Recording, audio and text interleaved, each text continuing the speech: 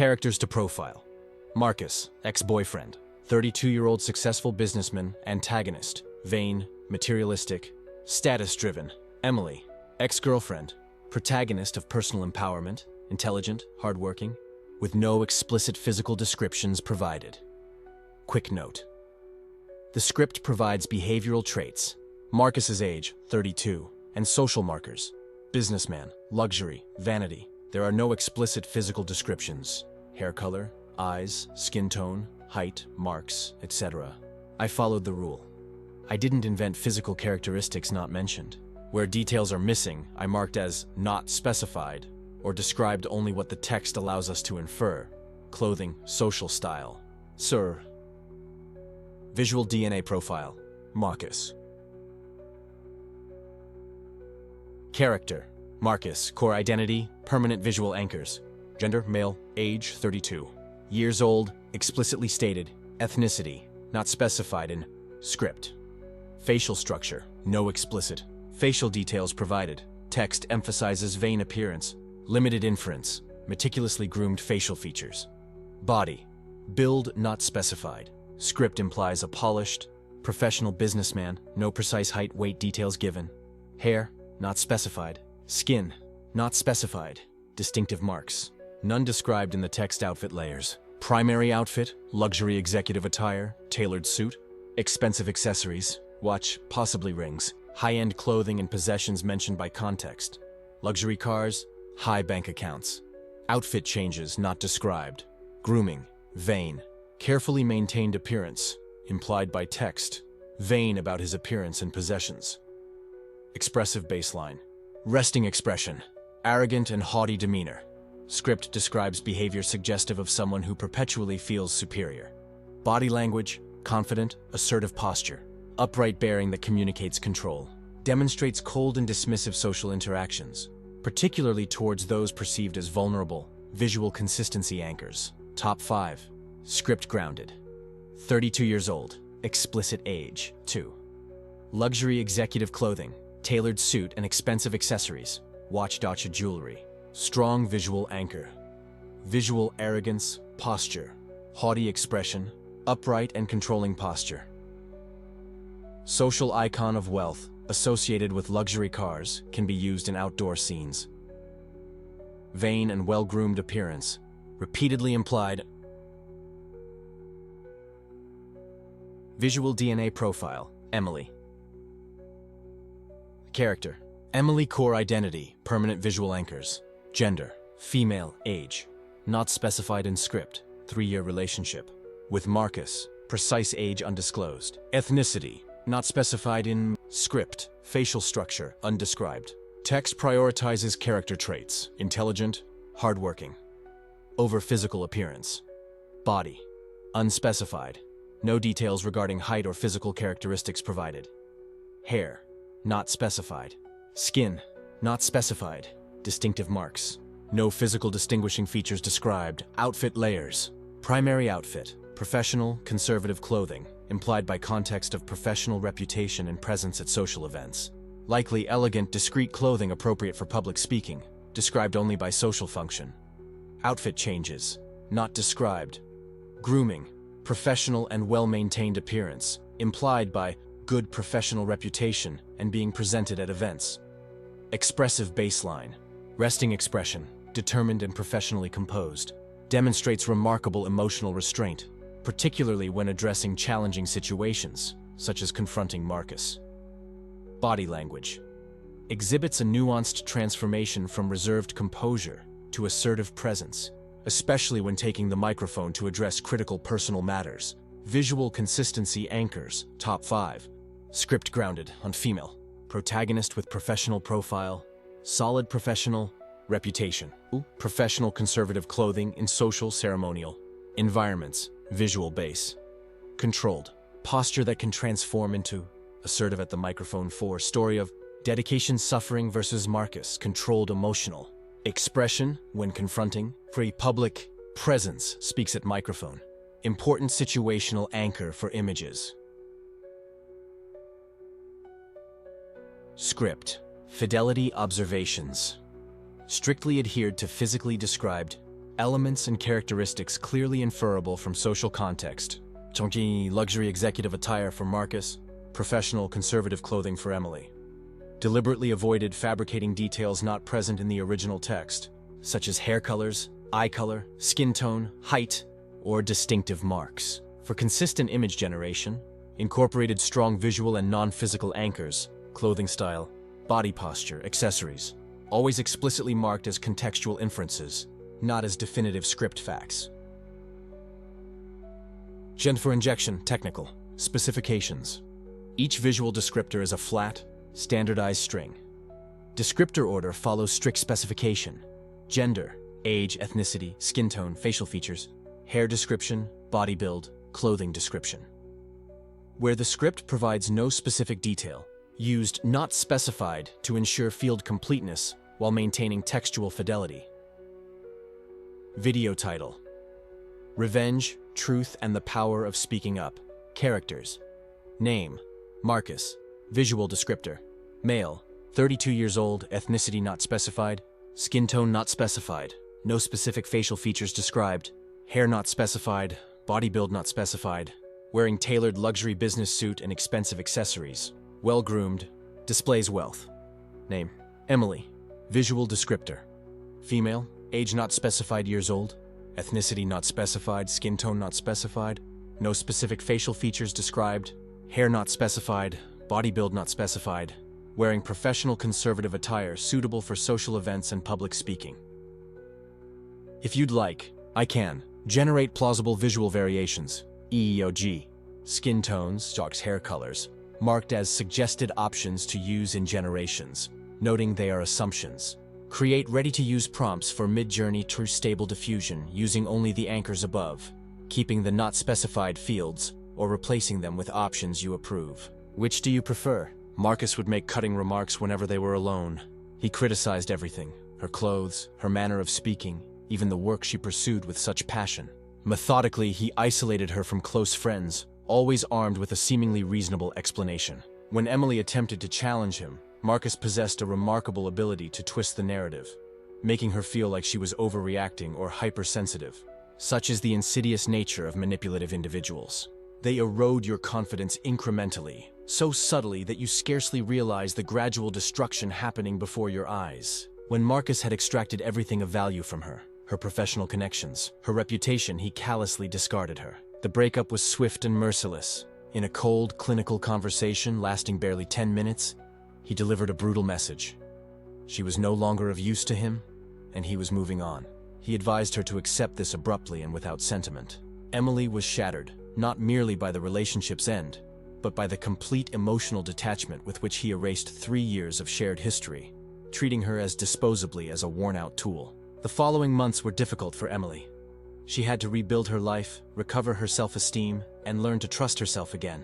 And slowly, with the support of true friends and a lot of personal work, she began to recover. But then, something unexpected happened. She received an invitation in the mail. It was Marcus's wedding invitation. Emily was confused at first. Why would he invite her to his wedding? They hadn't been in contact for almost a year. She wasn't friends with the bride. It made no sense at all. Then came the revelation through a mutual acquaintance. Marcus's invitation was far from an act of goodwill. His true intent was pure, calculated humiliation. He had boastfully told his inner circle that it would be immensely entertaining to see Emily attending his wedding alone and watching him marry a woman he deemed significantly more desirable.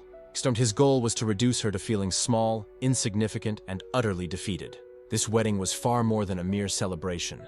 It was a meticulously planned performance, a theatrical display of power designed to broadcast his triumph and her absolute defeat. Upon learning his true motivations, a profound transformation occurred within Emily. Her initial sorrow crystallized into a cold, strategic resolve. She would not shrink away or ignore the invitation. Instead, she would attend the wedding, but not for the reasons Marcus anticipated. Emily possessed a secret weapon, a piece of knowledge that could completely obliterate the carefully constructed facade Marcus had spent years building, and she had decided that his wedding day would be the perfect stage for her revelation. The wedding day arrived. It was a luxurious ceremony, exactly as you would expect from someone like Marcus. The venue was a huge hall decorated with expensive flowers, crystal chandeliers, and tables covered with impeccable white tablecloths. There were hundreds of guests, all dressed in elegant clothes, all there to witness Marcus's big moment. He was radiant, wearing a tailored suit, smiling as if he were the happiest man in the world. And perhaps at that moment he truly believed he was. The bride, Julia, was beautiful and young. She came from a wealthy family, which was certainly no coincidence. Marcus had always been attracted to people who could offer him something, and Julia was no exception. She seemed happy, smiling next to him, completely oblivious to the type of man she was marrying. Emily felt a pang of pity for her. Julia didn't know what she was getting into, but she would soon find out. Emily arrived at the hall discreetly. She was alone, as Marcus expected, but she didn't look defeated or beaten down. She wore a simple but elegant dress and carried a small purse. When she entered, some guests recognized her. There were whispers, curious looks. Why was the ex-girlfriend there? What was she doing? Emily ignored the looks and found a seat at the back of the hall, far from the center of attention. She watched the ceremony in silence, waiting for the right moment. During the ceremony, Marcus glanced in her direction. He smiled arrogantly, as if he were pleased that she had come. Emily didn't look away. She just stared back at him calmly, without emotion. That seemed to unsettle Marcus for a second, but he quickly turned his attention back to the ceremony. He still thought he was in control. He still thought that day was about him. The ceremony ended and everyone moved to the reception area. That's when things started to get interesting. During dinner, several guests gave speeches. Marcus's friends talked about how incredible he was, about his success, his generosity. It was all very rehearsed, very superficial. And then, it was time for the toasts. Marcus took the microphone and gave a long speech about how happy he was, how Julia was perfect for him, how his life was complete. And then, he did something that made everyone uncomfortable. He started making subtle jokes about past relationships. He didn't mention Emily directly, but everyone knew who he was talking about. He joked about how some people aren't mature enough for serious relationships. Another quip targeted women who get too attached and need to learn to move on. The guests laughed nervously. Some looked uncomfortable, but no one said anything. They were all accomplices through their silence. Emily remained calm. She knew this was his plan, to humiliate her in public, make her feel small, and then watch as she left the hall in shame. But she wasn't leaving. Not yet. She waited. And then Marcus did exactly what she expected. He looked directly at her and said with a cruel smile on his face that he'd love to hear some memories from people who had known him for a long time. He was setting a trap. He wanted her to go up on stage and humiliate herself in front of everyone. And Emily went up. She stood up from where she was sitting, walked to the stage with firm steps, and took the microphone from Marcus's hands. There was a tense silence in the hall. All eyes were on her. What was she going to say? Was she going to cry? Was she going to make a scene? Marcus was smiling, waiting for the show. Julia looked confused, looking between Emily and Marcus, trying to understand what was happening. Emily took a deep breath. She looked at the crowd, and then, with a calm and steady voice, she began to speak. Marcus, thank you for inviting me. I wasn't sure if I'd come, but I decided it was important to be here. Important for all of you, because there's something you need to know. Something Marcus has been hiding from all of you. Something that will completely change the way you see this wedding. Marcus's smile began to fade. He tried to interrupt, but Emily raised her hand. Not yet, Marcus. Let me finish. The guests were completely silent now. The tension in the hall was palpable. Julia was looking at Marcus with an expression of growing confusion. Emily continued. Everyone here knows Marcus as a successful man, a respected businessman, someone who built his life through hard work. But there's something you don't know, and I think Julia especially deserves to know the truth before signing that marriage certificate. Emily paused. She knew she had everyone's attention.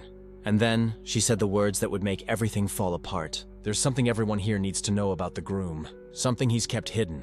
And before I reveal what he's been hiding, you need to understand the complete story of who he really is. And then, in front of all the guests, in front of the families, in front of the man who had planned her humiliation as if it were an entertainment spectacle, she began to speak. The moment her words echoed through the hall, the atmosphere completely changed. Her voice was calm, steady, without trembling, without tears. It was the voice of someone carrying a devastating truth. Thank you for the invitation to speak. The irony cut through the air like glass. You all know him as a successful man. Charming, generous. Someone who built an empire with his own hands. Pause. The words echoed through the room. But I know the person behind that mask.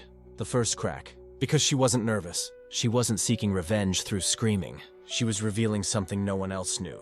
When we were together, my firm closed an important deal. Months of work, creativity, dedication. She looked directly at him. The mask of superiority began to crack. On launch day, he asked to come along. Said he wanted to support me, And then, in front of all the investors, he presented my ideas as if they were his. A murmur ran through the room, small, but it was there.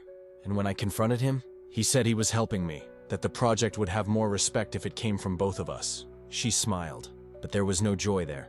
It was the smile of someone who had finally comprehended the depths of betrayal. But that's not even the worst part. Everyone was absorbed.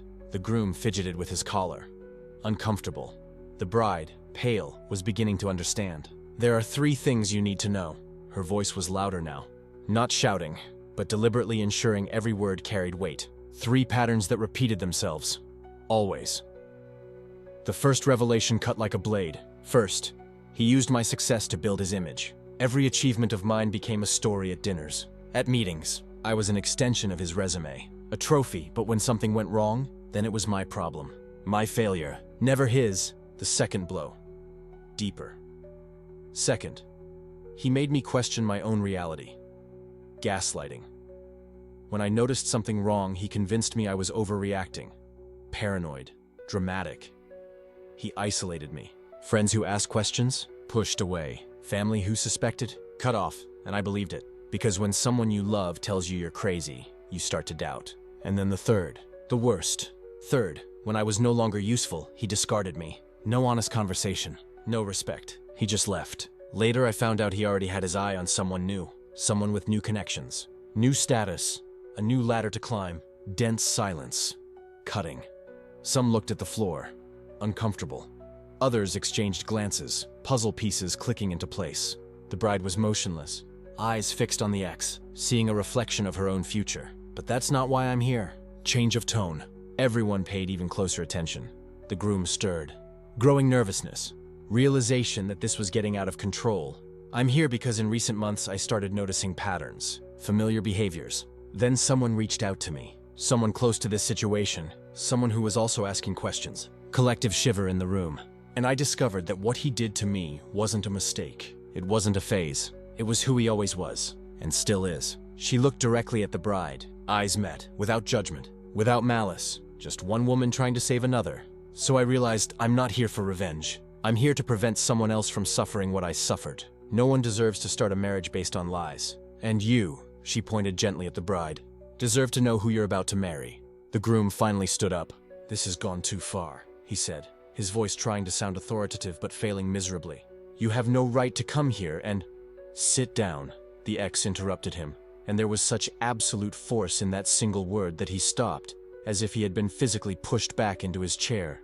I'm not finished yet. And then she turned her attention to the entire room. So what is this secret I promised to reveal? The question hung in the air like a sentence. Everyone leaned forward, even those trying to appear disinterested.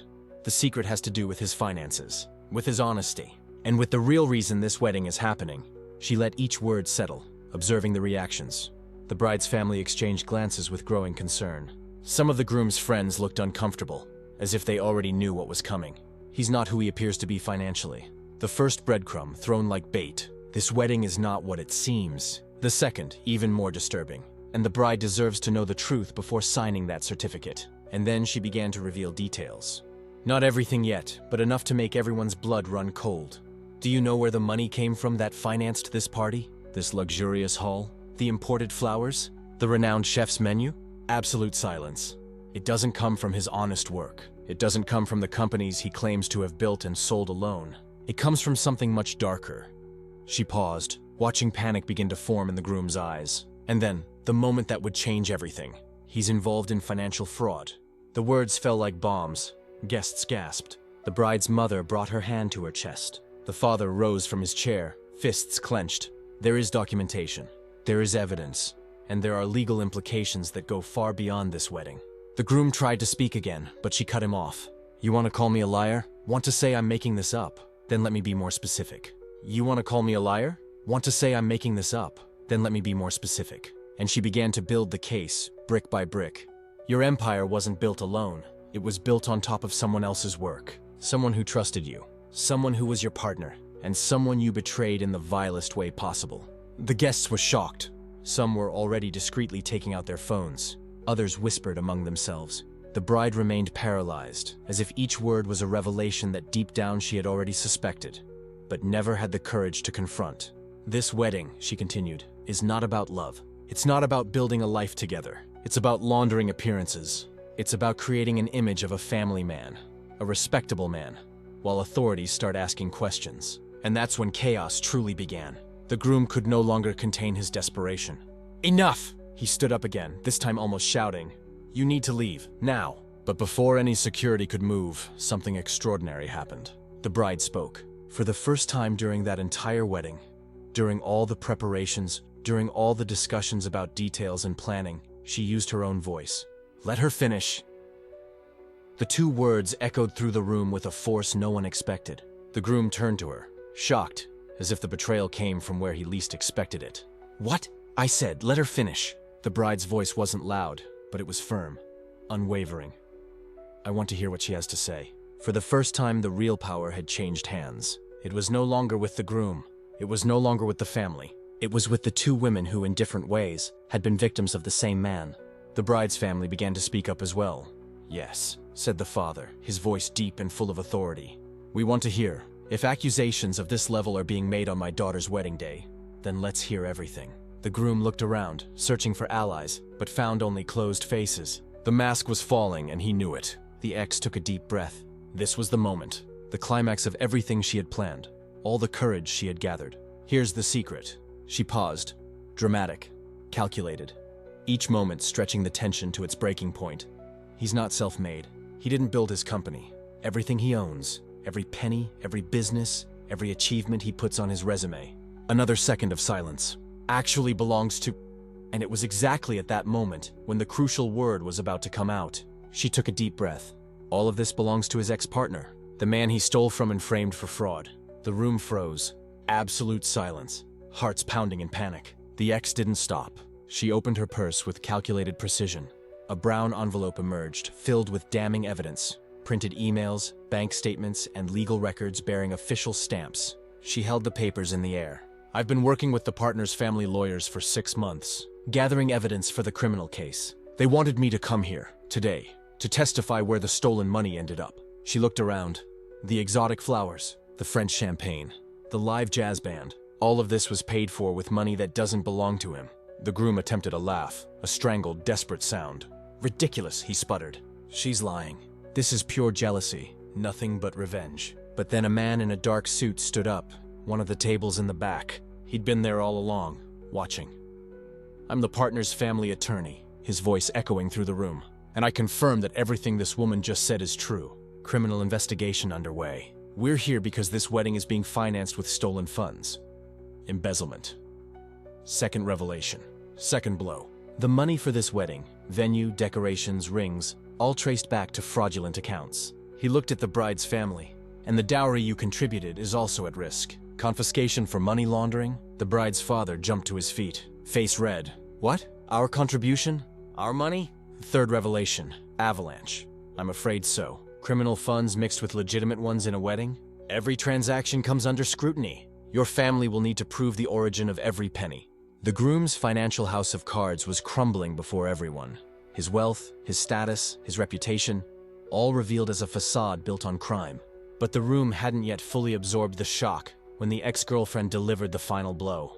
Her voice dropped to a whisper, compelling everyone to lean closer. "And there's more," she said softly. "When he embezzled the partner's money, his crime went far beyond mere theft. He meticulously constructed a web of deceit, planting false evidence to frame the partner as the criminal, destroying crucial documents, forging emails, and corrupting witnesses. His partner had nearly been sent to prison.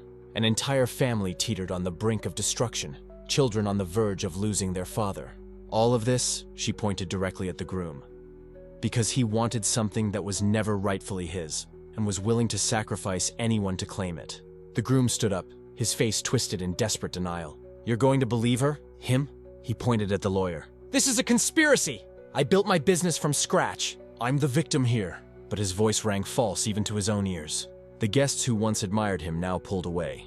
His own friends avoided his gaze. The mask had completely fallen. That's when the bride moved. Throughout the entire revelation, she had sat motionless, processing. But now slowly she raised her left hand, with fingers trembling slightly, not from fear but from determination. She removed her engagement ring. The diamond stone he had said was a family heirloom. Another probable lie. She placed the ring on the table with a soft click that echoed like thunder. Then she turned to the ex-girlfriend. "Thank you," she said, her voice resonant with clarity and resolve. "Thank you for revealing the truth before it was too late. Thank you for having the courage I should have mustered long ago." The two women looked at each other, not as rivals, but as allies, as survivors recognizing in each other the same strength. The fourth layer of revelation came from the bride herself. She looked at her family, tears welling up, but her voice remained unwavering. "I had suspicions," she admitted. "Little things that never quite added up. Stories that shifted, numbers that didn't make sense. But I deliberately ignored them. I wanted so desperately to believe in our fairy tale that I silenced my own intuition." She drew a deep, resolute breath. "I won't ignore my instincts again." The room erupted in support. Guests, especially the women, began to applaud. The bride's father hugged his daughter tightly. The mother held her hand, tears of relief mixed with anger. The lawyer cleared his throat, regaining the room's attention. "To clarify the legal status of this situation, the authorities have been notified. An asset freeze warrant was issued this morning. And given that you," he looked directly at the groom, "attempted to consummate a marriage using illicit funds, you can expect federal agents to arrive at any moment for a formal interview." As if in response, several guests' phones began to vibrate. News travels fast in social circles. The scandal was already spreading beyond the walls of the wedding venue. The groom looked around the room, seeing his allies evaporate, his status crumble, his future disintegrate. He tried to speak, but there were no more words. No lie could save him now. At that moment, the ex-girlfriend offered her final act of redemption. Turning to a family seated discreetly near the exit, a middle-aged woman accompanied by two teenagers, she addressed the room. "This is the partner's family," she declared. "They've endured 2 years of baseless accusations. His name will be cleared, his business will be reinstated, and he will receive full compensation for everything that was unjustly taken from him." The woman, the partner's wife, was openly crying now. She stood up, crossed the room, and embraced the ex-girlfriend. "Thank you," she whispered. "Thank you for not giving up on the truth." The guests, witnessing this moment of pure gratitude, felt the weight of their responsibility. They weren't just observers of a scandal. They were witnesses to justice being served, to truth triumphing over deception. The room was now clearly divided. On one side, the isolated groom, his arrogance replaced by growing panic. On the other, the two women who refused to stay silent, the family being vindicated, and a hall full of people confronting what it means to choose truth instead of convenience. The ex returned to the microphone one last time. She looked around the room. Calm posture, palpable emotion. "I didn't come seeking revenge." Revenge would have been staying silent while he continued to deceive others, allowing the cycle of manipulation to persist. A moment of reflection, her thoughts crystallizing. "I'm here because no one should endure what I experienced in isolation. When he manipulated me, systematically undermining my perception of reality, I felt utterly alone, completely abandoned. It took years to rebuild my sense of self. Years to realize that speaking the truth, even when your voice shakes with fear, is the only path to genuine self-respect." She looked at the bride. "You deserve someone who respects the truth, who values you. Your worth isn't defined by his deception. Your life doesn't have to be built on lies. You made your choice, with courage." She turned to the guests. "We all have a responsibility to speak up when we see injustice, not to stay silent when someone is being harmed. It's not drama. It's basic humanity." Her voice trembled, raw vulnerability piercing through her newfound strength. "My journey of healing was long and arduous. I discovered that merely surviving is insufficient. Truly living demands using your voice, sharing your truth, transforming your experience, ensuring that others don't suffer the same isolation and pain. Today, I'm not just exposing a man's deceit. I'm liberating myself completely from the shadows of his manipulation." Several guests were crying. The room was no longer divided. Everyone was part of something bigger. A lesson about courage, truth, the power of refusing to be complicit in silence. Minutes later, the inevitable happened. Wedding canceled. Officiant declared the ceremony null. Security escorted the groom. Side room, federal agents waiting. The bride, surrounded by family, was embraced by her father. "I'm so proud of you, so proud of your strength." The ex approached one last time. "If you need anything, someone to talk to, resources, reach out to me. No one should go through this alone." The bride nodded, unable to speak, tears of relief and gratitude. Guests dispersed. Conversations weren't about scandal.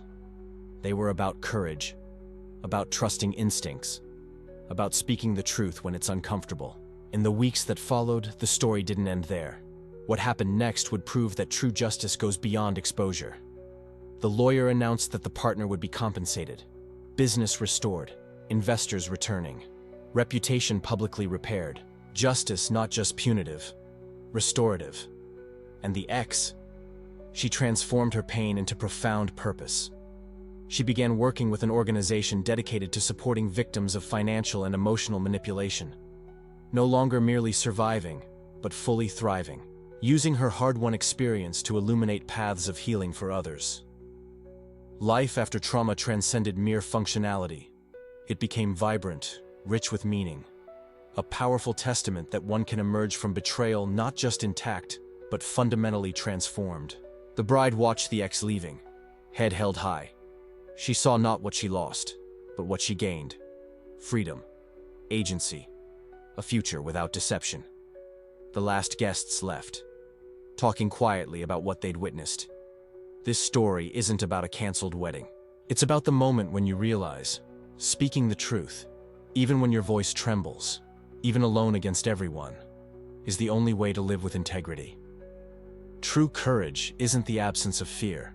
It's speaking up when silence would be easier. It's choosing what's right when everyone else chooses convenience.